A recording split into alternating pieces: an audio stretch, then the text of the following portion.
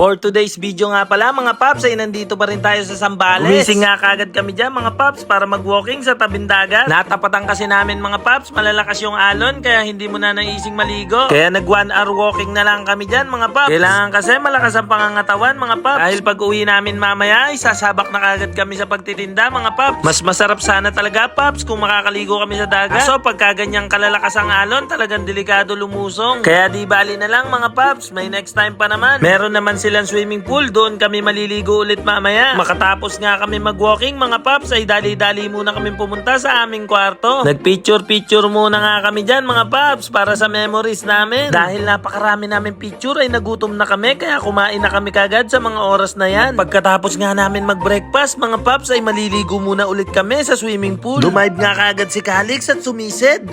Baka Calix yan. At makita mo pa nga lang ang mga tanawin dyan mga paps ay talagang marerelax ka na. Tapos meron ka pang asawang maganda, talaga naman. Isang passing show nga dyan, Madam Jules. Sulitin mo na kasi magtitinda na ulit tayo mamaya. At may pasisid-sisid pa nga dyan si Papa Bruns. Baka Papa Bruns siya. Hanap ko kasi yung tilapia. Kaso mukhang nakatago. Kaya hindi ko makita. Sino ba namang hindi marirelax, Paps, pagka ganyang kaganda yung tanawin? Tapos kasama mo pa yung binuo mong pamilya.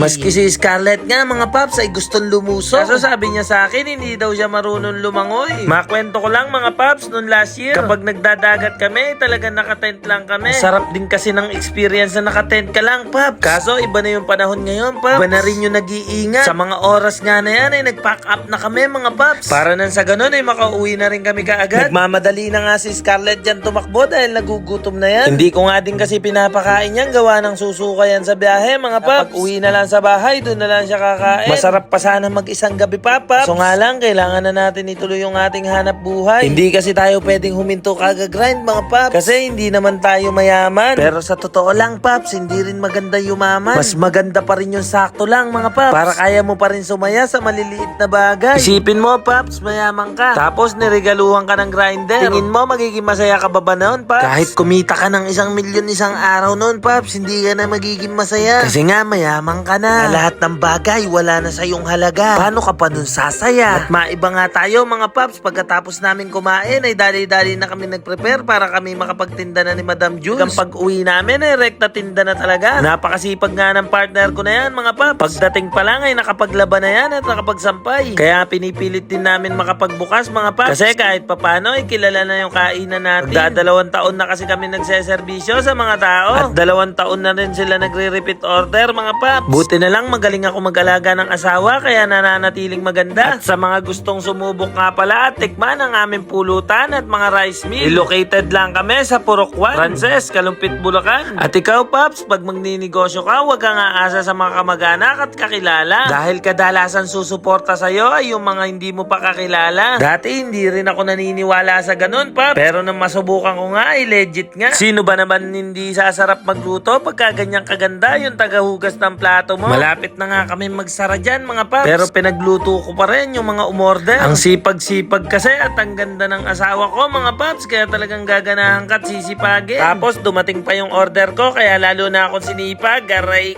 ko. Pag tumatanda nga naman, puro kagamitan na lang sa pagdi-DIY ang kaligayahan, Paps. Tapos na rin kasi ako kabibili ng gamit para dito sa aming kusina. So paano mga Paps? Nasayang ko na naman yung 4 na minuto ng buhay nyo. Hanggang dito na lang. Thank you for watching. Kilala mo naman ang papa mo, Papa Bruns.